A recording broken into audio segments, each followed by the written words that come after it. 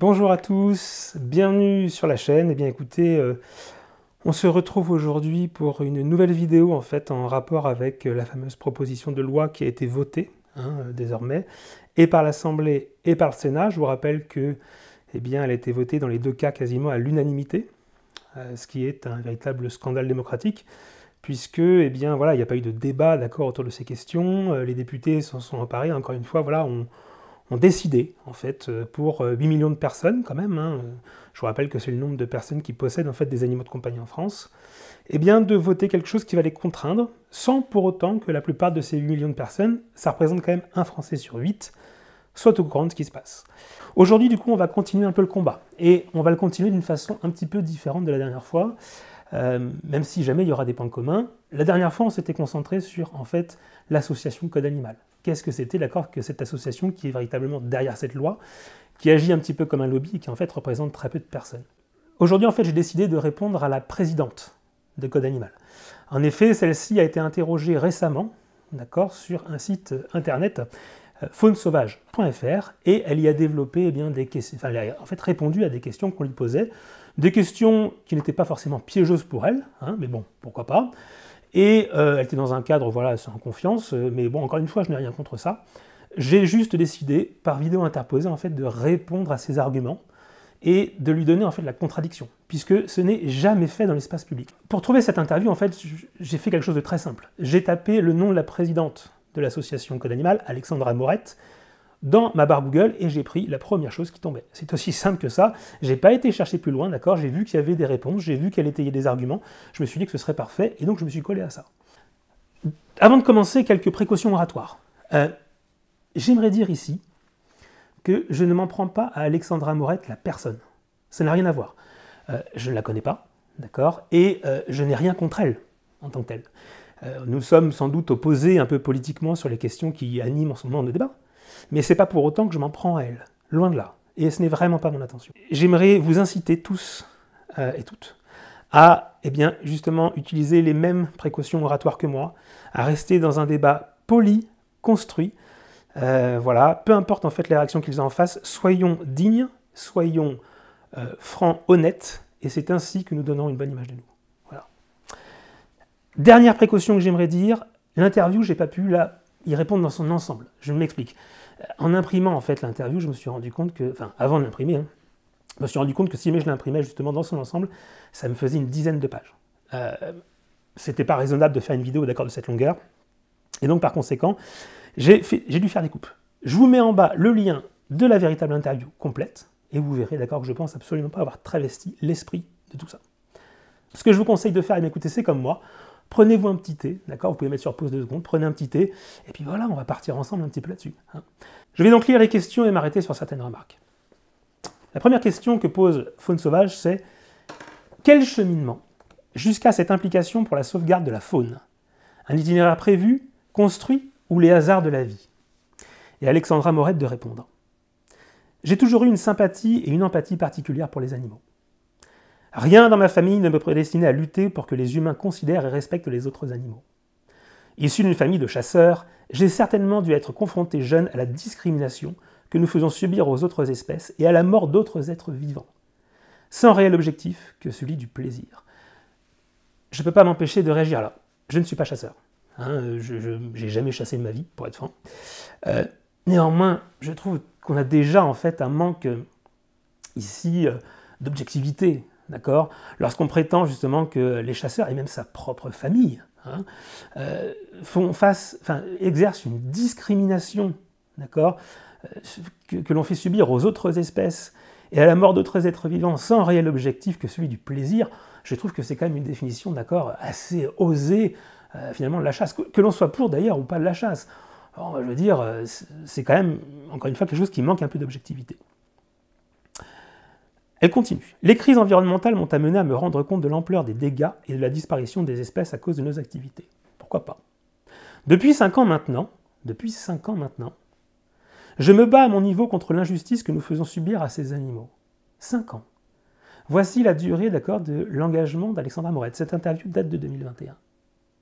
En 5 ans, cette jeune fille est passée du statut de simple militante ou de simple convaincu d'une cause, à celui de président d'une association qui aujourd'hui établit une loi, aide à rédiger une loi en tout cas, inspire une loi qui restreint une personne sur 8 en France. Rapide comme parcours. Je me bats à mon niveau contre l'injustice que nous faisons subir aux animaux. Je ne pouvais plus rester passive et silencieuse face à tout cela, et j'ai décidé de créer des collectifs citoyens. Alors, j'aimerais bien savoir ce que sont ces collectifs citoyens, d'accord? Elle n'a pas ici dit non, elle n'a pas dit combien. Combien de personnes est-ce que ça rassemble? À mon avis, c'est assez peu. Et, en 2019, reprendre la présidence de l'association Code Animal, fondée en 2001 par Frank Schraffstetter. Désolé si j'écorche un peu le nom. Pourquoi avoir choisi ce combat, cette cause en particulier? Dans mes études, j'ai beaucoup étudié les combats des humains contre les discriminations, que ce soit la lutte féministe ou pour les civil rights aux États-Unis. Alors là, on a un profil d'accord d'une personne qui a dû faire une licence d'anglais LLCE. Hein. Je ne pourrais pas vraiment l'expliquer, mais les injustices sociales m'ont toujours révolté, au plus profond de moi et depuis toujours. En lisant un peu le combat pour la considération des animaux, j'ai retrouvé certains mécanismes d'oppression et de discrimination arbitraires. Est-ce que vous avez bien entendu ce que je viens de dire? Je répète. Dans mes études, j'ai beaucoup étudié les combats des humains contre les discriminations, que ce soit la lutte féministe ou pour les civil rights aux États-Unis. Je rappelle que les civil rights, le mouvement des civil rights aux États-Unis, c'est en fait le mouvement d'émancipation, qui a commencé de mémoire en 1954, je dirais, et qui a dû se terminer 15 ans plus tard, avant les années 70. Mais je n'ai pas eu le temps de vérifier. Mais elle compare cela, en fait, à certains mécanismes qu'elle a retrouvés d'oppression et de discrimination arbitraire vis-à-vis des animaux. Alexandra Morette, te rends-tu compte de ce que tu es en train de dire à ce moment-là? Il y a deux possibilités, en fait. Soit les deux choses n'ont absolument rien à voir, c'est mon avis, soit tu es en train de comparer la situation des Noirs américains à celle des animaux. Et établir un lien, et j'aimerais bien quand même avoir une explication là-dessus, entre une lutte pour les droits civiques et une lutte pour la soi-disant maltraitance animale, contre la soi-disant maltraitance animale. Ces propos sont d'une gravité, choc, et sont vraiment nauséabonds. Je tiens à le signaler. Continuons. Puis, je suis allé avec un PC qui diffusait les vidéos de L214, vous savez, c'est cette association animaliste, et une pancarte « Osez regarder » dans les rues de Tours pendant 2 ans, je crois, tous les jeudis. Alors, moi, il y a quelque chose qui m'amuse là. Alors, j'ai essayé de faire des recherches pour voir justement ces actions répétées de L214 tous les jeudis à Tours. J'ai rien trouvé. Alors, et il y a une formule, si jamais j'ai fait ça, c'est parce qu'une formule m'attire un peu l'oreille. C'est dans les rues de Tours pendant 2 ans, je crois. Tous les jeudis. Ben moi, je peux vous assurer un truc, c'est que si jamais tous les jeudis, pendant 2 ans, je faisais une action, je m'en souviendrai. Moi, je peux vous dire, par exemple, sur mon petit Python, je fais une vidéo tous les dimanches maintenant, depuis environ mai dernier. Et ça fait pas 2 ans. Mais je m'en souviens, parce que c'est quand même quelque chose qui demande une implication, d'accord, de l'ampleur.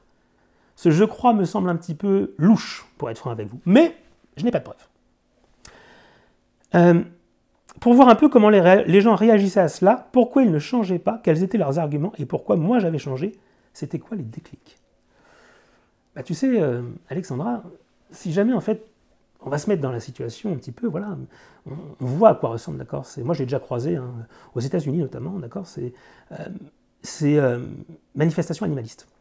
Globalement, exactement quasiment les mêmes que celles que tu décris, hein, d'accord? C'est-à-dire que notamment on a des gens avec un écran en fait autour du cou, hein, qui diffusent des images des abattoirs, ce genre de choses, des images qui sont pas drôles, hein, c'est normal, on met des animaux à mort. Et en fait, les gens, bah, du coup, circulent, mais en même temps, jeudi après-midi, jeudi en tout cas, les gens travaillent, Alexandra, quoi. C'est-à-dire qu'ils ne s'arrêtent pas forcément pour débattre ou pour quoi que ce soit, bon, je veux dire, ça paraît pas non plus si anormal que ça. Hein. Est-ce que toi, tu es allé chercher le débat? Alors, justement, elle enchaîne là-dessus, et personne ne m'a jamais apporté l'argument qui me ferait changer d'avis, j'attends toujours d'ailleurs. Alors là, c'est quelque chose qui est assez amusant, parce que quand j'entends « j'attends toujours d'ailleurs », il y a quand même un truc qui me paraît assez hallucinant, quoi. Je ne suis pas un grand adepte des réseaux sociaux, j'y suis depuis très peu de temps sur Facebook, Mais j'ai remarqué quelque chose, c'est que je vois circuler des posts actuellement. Je vais vous mettre d'accord quelques posts justement ici que j'ai ressortis, de gens qui disent qu'en fait, Code Animal actuellement supprime leurs commentaires. Code Animal insiste pour faire bloquer leur compte. Alors, moi ce que je note, c'est que quand tu dis que personne n'a jamais apporté l'argument qui te ferait changer d'avis, que tu attends toujours d'ailleurs, en fait, il y a peut-être des gens qui te l'apportent l'argument. Mais il y a un moment où pour essayer en fait d'entendre les arguments, il faut au moins prêter l'oreille. Les réactions en fait, des gens sur les réseaux sociaux, visiblement, ont été désastreuses pour Code Animal ces derniers temps. C'est normal, vous vous en prenez à 8 millions de passionnés, vous êtes 19, je l'avais montré la dernière fois. Il n'y a pas plus injuste, et il n'y a pas plus terrible que de voir une extrême minorité infliger ses desiderata à une extrême majorité. Vous êtes une vingtaine, nous sommes 1 habitant sur 8 en France. C'est donc normal que les gens soient mécontents et qu'ils viennent vous le signaler. Et on se rend compte d'une chose, c'est que du coup, au lieu d'écouter, au lieu d'essayer de débattre, vous n'avez jamais eu l'intention de débattre. Les commentaires sont supprimés, les comptes sont demandés à être bloqués. C'est quand même quelque chose d'assez extraordinaire. À titre d'exemple, à l'inverse, moi aussi j'ai participé du coup à ce débat. Et j'ai eu Benoît. J'ai eu quasiment que des soutiens, je vais être franc avec vous, c'est facilement vérifiable. Mais j'ai eu Benoît qui est venu me dire, et je vais mettre d'accord aussi en image la conversation, qu'il était d'accord avec l'esprit de la loi. Je lui ai répondu à Benoît. J'ai pas forcément mis le j'aime, vous savez, en dessous de son avis, parce que je ne partageais pas. Mais je l'ai répondu, on a eu un échange très cordial, et résultat, on s'est dit que si un jour, il habite en Haute-Savoie, moi, à l'autre côté de la France, mais si jamais un jour je passe vers chez lui, en fait, j'aurais aimé l'interroger, Benoît, pour qu'on fasse un débat, en fait. Et il était d'accord. Et Benoît, si un jour on se rencontre, on fera peut-être un débat justement devant la caméra. Voilà. C'est absolument pas d'accord votre approche à vous. Et l'association Code Animal m'a aidé dans mon combat. C'est l'une des seules associations qui travaille uniquement sur la captivité des animaux sauvages, dans les divertissements. Leurs valeurs et méthodes m'ont beaucoup inspiré. Alors, je reviens encore une fois sur les valeurs et méthodes, souvenez-vous. C'est pas de débat et des actions de lobbying. Bonjour les valeurs, bonjour les méthodes. Alors j'ai décidé de mener ce combat en particulier. J'ai préféré me spécialiser, si je puis dire, dans une exploitation animale. J'aimerais bien qu'elle m'explique ce terme, ce que c'est que de se spécialiser dans une exploitation animale, afin de connaître réellement les tenants et aboutissants et savoir de quoi je parle vraiment. C'est absolument extraordinaire, cette dernière formule. Tu es en train de nous avouer, Alexandra, que pendant des années, tu as milité sans savoir vraiment ce que tu faisais. Je répète, afin de connaître réellement les tenants et aboutissants et de savoir de quoi je parle vraiment. En fait, elle est en train de nous avouer, là, cette jeune fille, qu'elle a été manipulée pendant tout un temps, en fait. Qu'elle effectue des actions sans savoir, en fait, ce qu'elle faisait.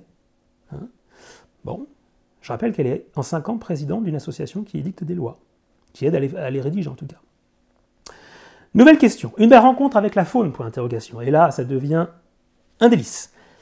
Je dirais le premier sauvetage que j'ai pu faire. Une lionne qui passait son temps dans un camion remorque d'un cirque. Son dresseur a souhaité s'en séparer pour lui offrir une meilleure vie. Ces 3 phrases sont absolument pleines de sens. La première, je dirais le premier sauvetage que j'ai pu faire. Moi, ça m'étonne. Vous savez, je ne dirais pas dans quelles circonstances, mais on dit souvent que les premières fois ne sont pas les meilleures. Et c'est vrai. On est inexpérimenté, d'accord.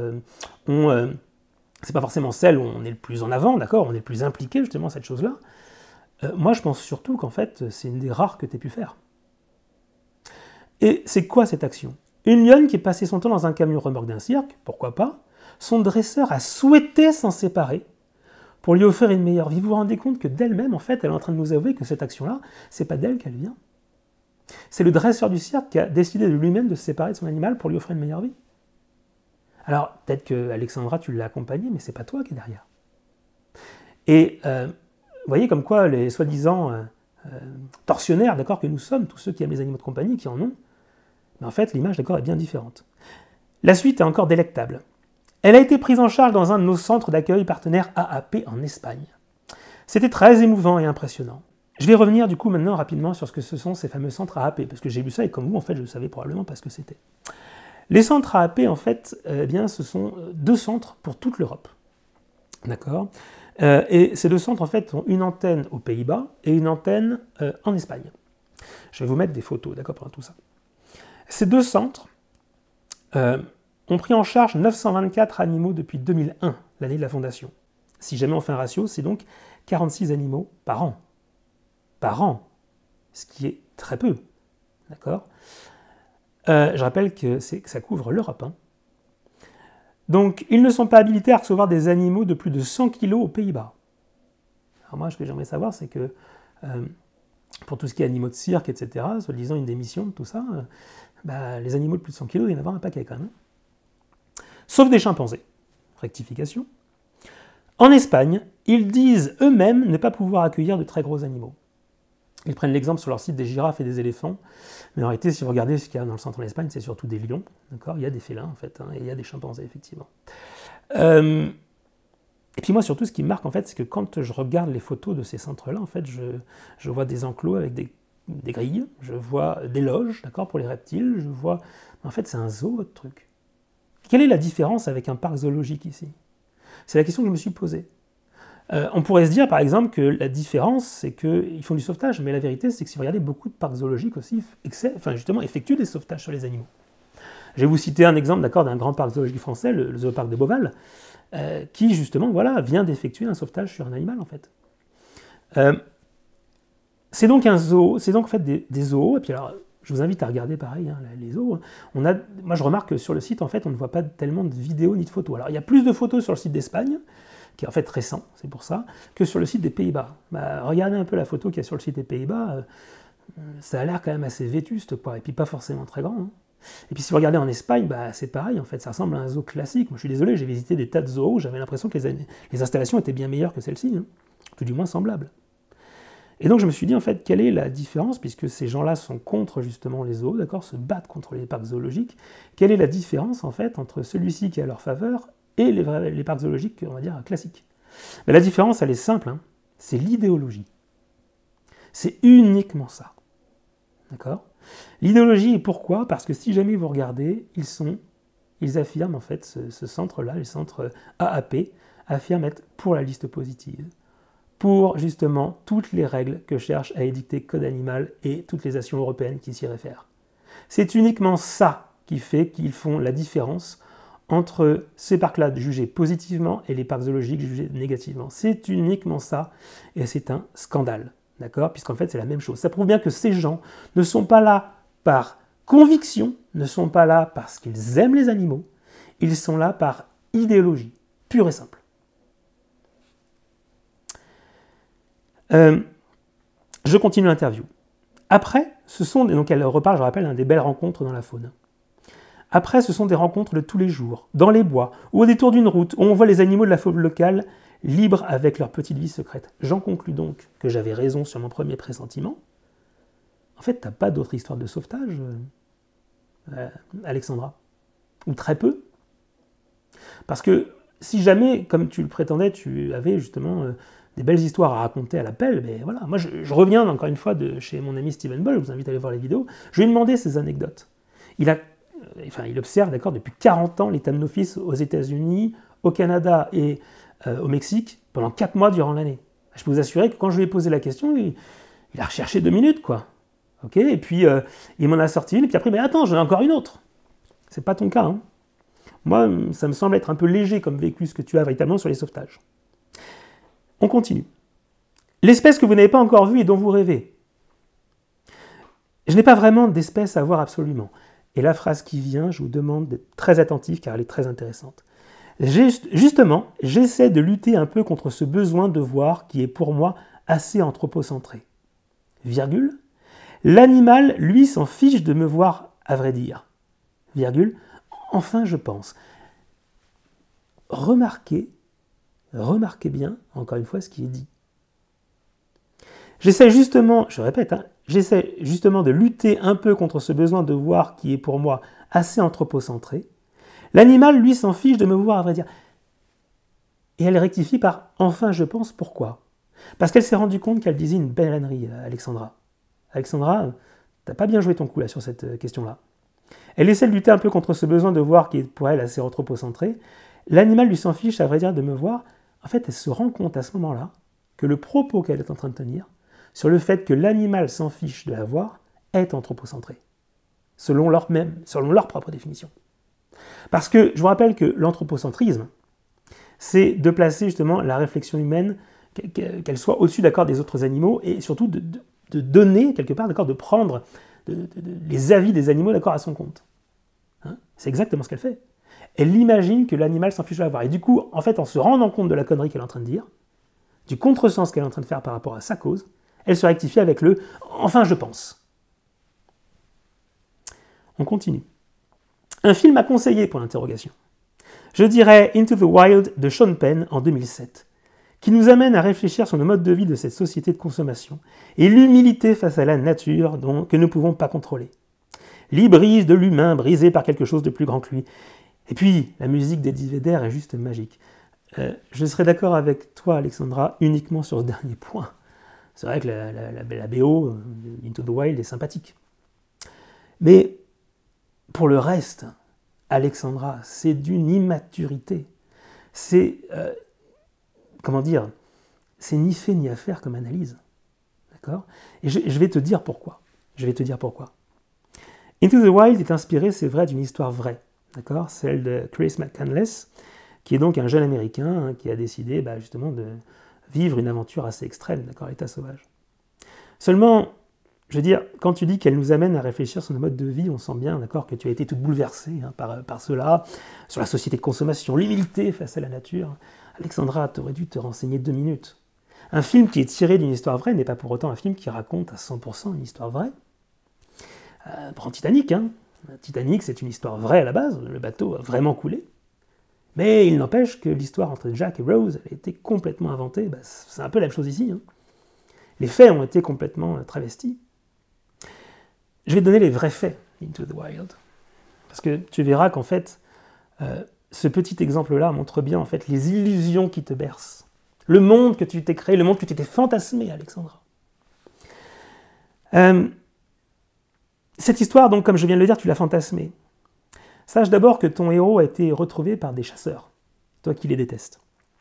Bon, ça c'est une petite parenthèse. En ce qui concerne la société de consommation, Alexandra, sache que Chris McCandless n'a jamais brûlé ses papiers d'identité.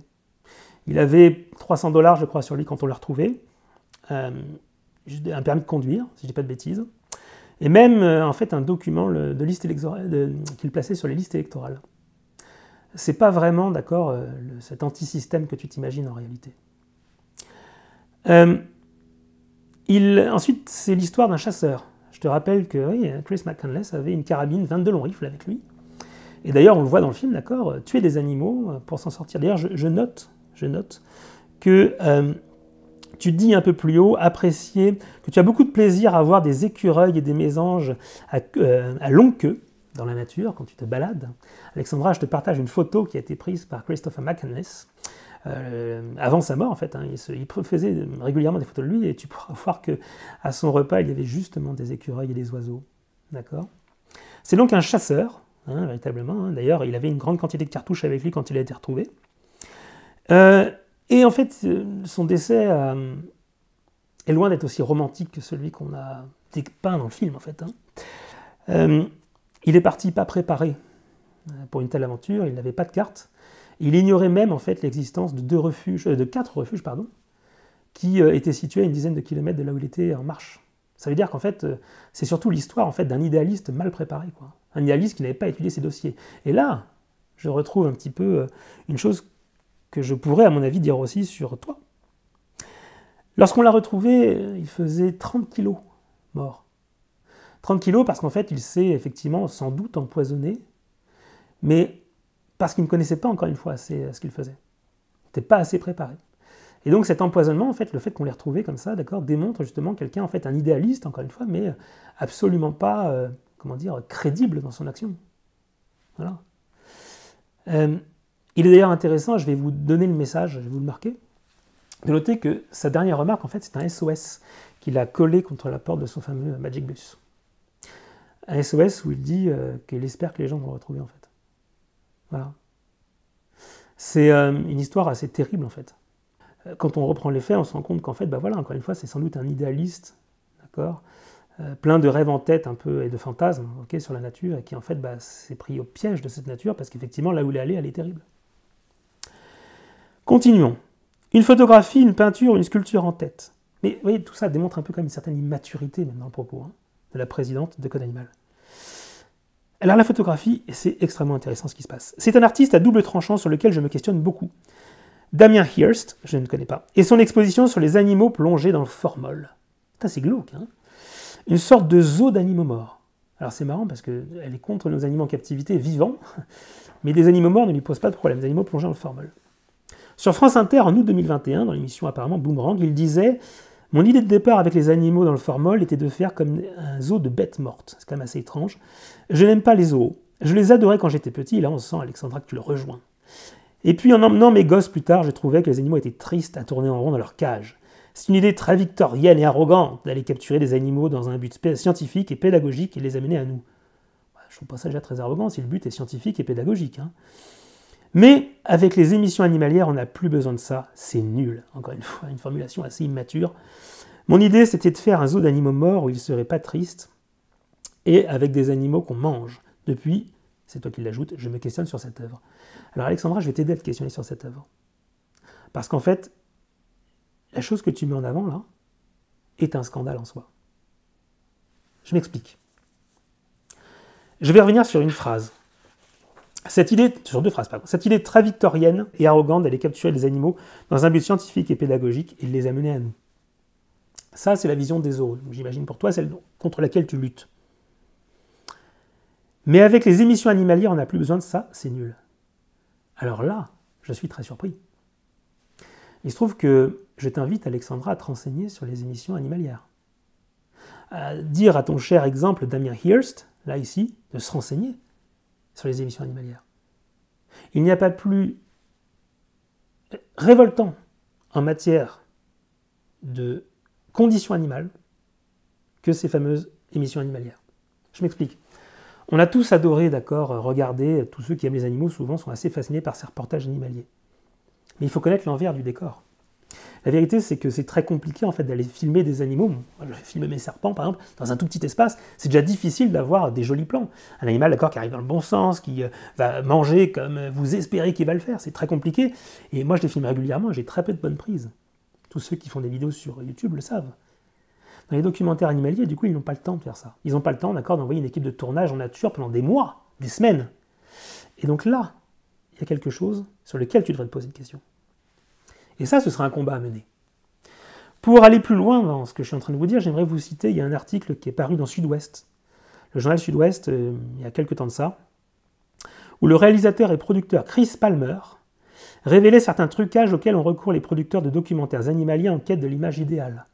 Tu sais, celui sur qui tu prends exemple a dit qu'avec les émissions animalières, on n'a plus besoin de ça, c'est nul, sous-entendu, ça suffit. Ben, je vais vous montrer, moi, ce qu'il y a derrière les émissions animalières.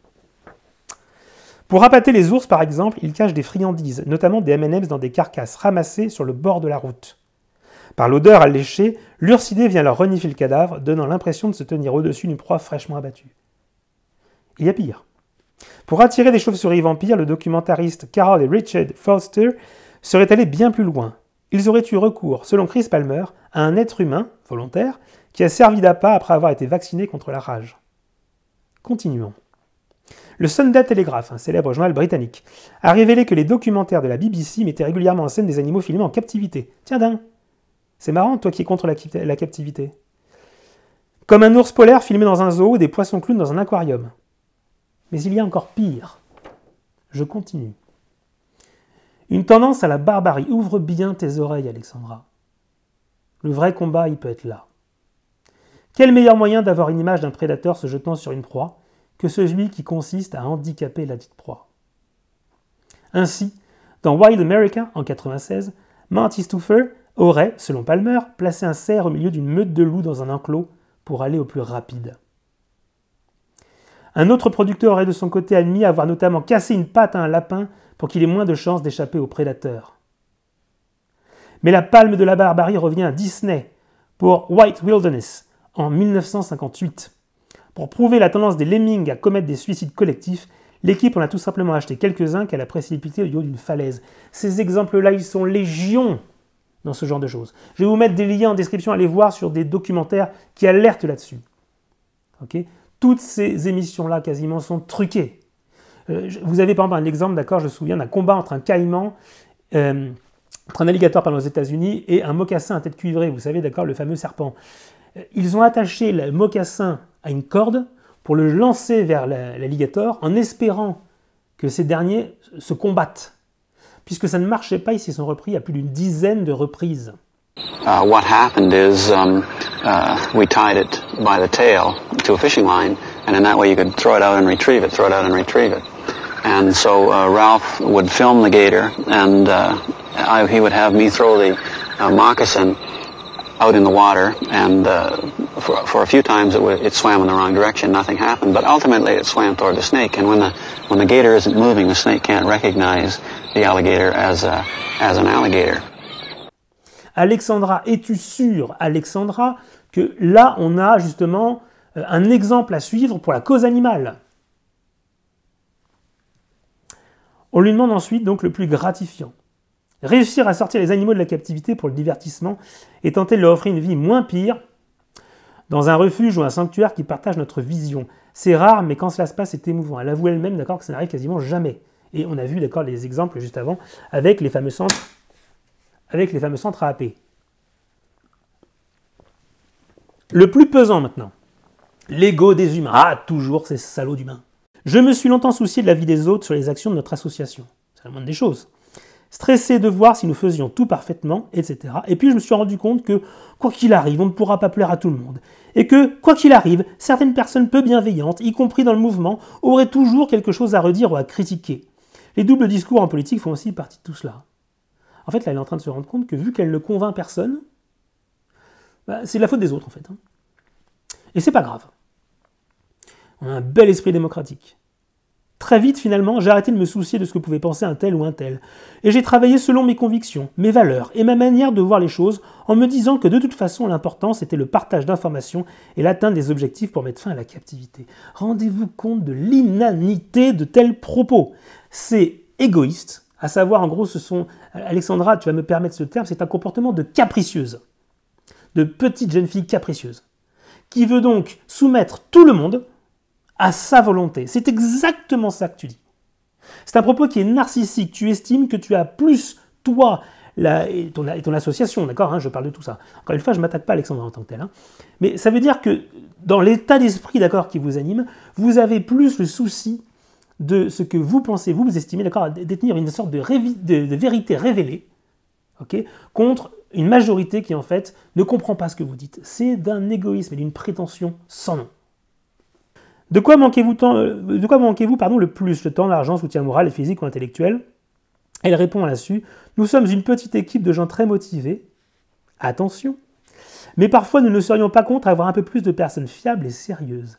Magnifique. Tu es en train d'avouer que sur la petite équipe, je confirme, d'accord, la petite équipe, en plus de ça, ça manque de sérieux, de fiabilité. Mais ça ne m'étonne pas du tout, d'accord? Votre adversaire le plus coriace, l'État, les acteurs économiques, la méconnaissance, l'indifférence générale, et là tu cites certainement l'État.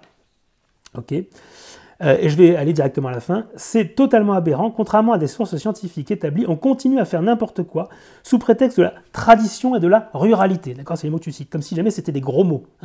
Ou je ne sais quel autre élément de langage qui fait plaisir à une minorité dans l'électorat.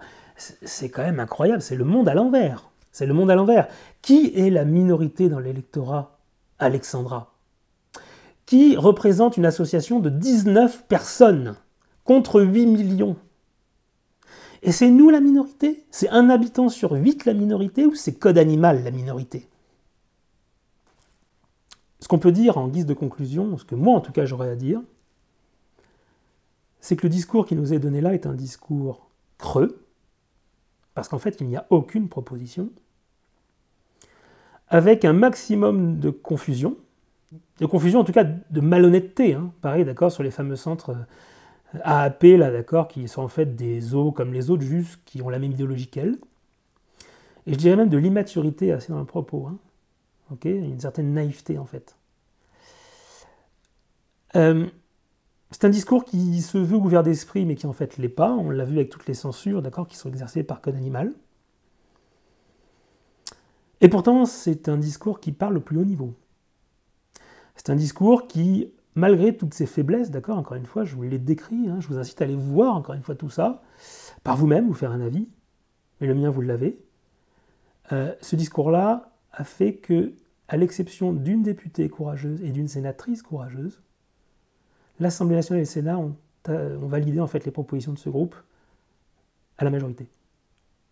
et quasiment à l'unanimité. Il y a eu quelques abstentions aussi. Rendez-vous compte de la gravité. Mais allons plus loin. Allons plus loin. Alexandra, lorsque je lis en fait encore une fois tes propos, et je pense avoir essayé de le démontrer ici, je me rends compte que on pourrait sans doute, en fait, ici employer le qualificatif d'idiot utile. Alors, avant que tu t'enflammes, hein, ce n'est pas une insulte, hein, le concept d'idiot utile.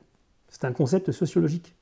L'expression idiot utile s'applique en politique à des personnalités qui servent des desseins divergents de leur représentation authentique et se trouvent, bien que peut-être de bonne foi, utilisés voire manipulés, tout en y trouvant leur compte. C'est exactement ça. On commence à comprendre un petit peu ta vision fantasmée. Hein.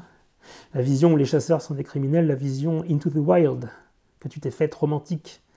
D'accord ? Cette vision où les animaux seraient à retirer des eaux, mais finalement pour les amener dans d'autres. Etc., etc. Cette vision, d'accord, où tu sauves une lionne qui en fait a été sauvée par son propriétaire. Ça, ce sont les fameuses... les gens, d'accord, qui desservent des dessins divergents de leur représentation authentique et se trouvent peut-être bien que de bonne foi utilisés, voire manipulés. Parce qu'en fait, la cause que tu desserres, concrètement, elle n'a aucun avenir. La cause que tu fantasmes. Et puis bon, bah, peut-être que ça amène des subventions, des choses comme ça, j'en sais rien. Mais toujours est-il que ce concept-là, je pense, convient parfaitement en fait, à la situation, ce concept d'idiot utile. Puis j'aimerais revenir sur quelque chose, parce que vous savez, moi j'aimerais revenir sur l'ascension, encore une fois, d'Alexandra. Souvenez-vous, c'est une des choses qu'on a vues en premier, et c'est comme ça que je vais conclure, ou presque.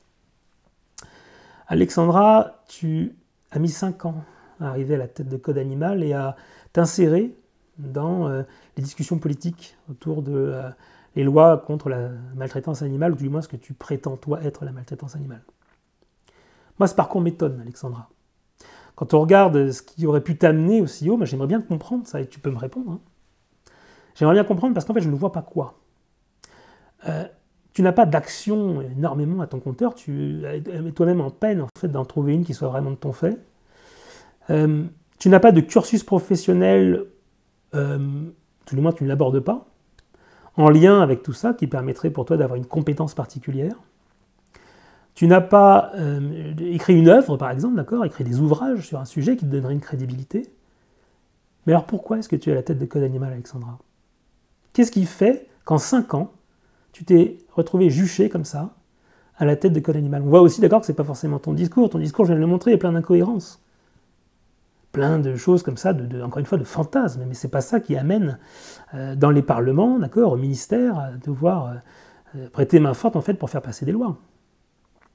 Alors, j'ai une supposition qui vaut ce qu'elle vaut, mais j'ai été frappé d'une chose, c'est de voir que ta nomination est intervenue, je crois, selon le site Code Animal, début 2019. Et en fait, je me suis dit, réfléchissons un peu, et ce que je vais dire là n'est qu'une supposition, d'accord ? Je n'ai pas de preuve de ce que j'annonce, mais malgré tout, je trouve qu'elle est intéressante et je vous la livre. Si jamais on ramène du coup donc toutes les choses que je viens de dire, plus le côté un peu idiot utile, je me dis que en août 2018, Alexandra, il y a une figure qui a commencé à naître, en fait. Cette figure, c'est celle de Greta Thunberg, qui a commencé à devenir très populaire, on a beaucoup parlé d'elle. Et donc 6 mois plus tard, c'était donc le 20 août 2018 de mémoire, 6 mois plus tard, début janvier 2019, tu es nommé sans véritablement de raison à la tête de Code Animal. Alexandra, finalement, lorsque je regarde la photo qui est mise à la tête de cet article, de cette interview que tu as donnée, je me demande si en fait, plus que pour des raisons, on va dire, de compétences ou de discours, la nomination qui est la tienne ne serait pas due en fait au fait de trouver tout simplement une image de grande sœur de Greta Thunberg, comme ça, d'accord, une sorte de jeune fille, puisqu'après tout c'était dans le vent, d'accord, à mettre comme ça en tête de proue en fait pour une question simplement d'image en fait, plus que de compétence. Je pose la question, d'accord, cette question-là, à toi d'y répondre. Tu connais sûrement mieux la réponse que moi en fait, hein, mais je te dis ça sans méchanceté, je dis ça juste parce que c'est honnêtement une des réflexions que je me suis faite, voilà. Et je me dis qu'elle n'est pas impossible. Et enfin, j'aimerais conclure cette vidéo en en disant qu'à travers cette interview, à travers tout ce que j'ai pu dire, en fait, on se rend compte que Code Animal est une association qui, à mon avis, a un rôle néfaste, en fait, véritablement. Vous voyez, qui ne propose rien, en fait, qui se base sur des fantasmes et des clichés, presque, qui a des propos même insultants. Je rappelle qu'ils ont comparé le droit des animaux aux droits sociaux, d'accord, des Noirs aux États-Unis. Et moi, je pense qu'un acte de salut public, ce serait, en fait, de dissoudre ce genre d'associations, qui, en fait, n'ont rien à faire chez nous, qui sont là, encore une fois, pour, finalement, embêter sans débat démocratique et sans raison, en fait, valable, hein, véritablement. Et encore une fois, j'attends qu'on me montre que j'ai tort. Sont là, d'accord, pour anéantir, en fait, la passion de 8 millions de personnes en France. Sur quel, sur quels critères, avec quelle légitimité, on se demande toujours, en fait. Et donc voilà, moi je pense qu'une décision sage et saine serait la dissolution de Code Animal. C'est comme ça que je vais conclure cette vidéo qui est déjà très longue. Je vous remercie d'avoir prêté attention à mes propos, j'espère que cette vidéo vous a intéressé. Encore une fois, n'hésitez pas à la partager en masse, n'hésitez pas à réagir, à prendre des morceaux, et même à répondre si vous n'êtes pas d'accord, j'attends. Le combat continue, on continue, et je vous dis sur ce, à la prochaine, prenez soin de vous, et merci de votre fidélité. Ciao à tous.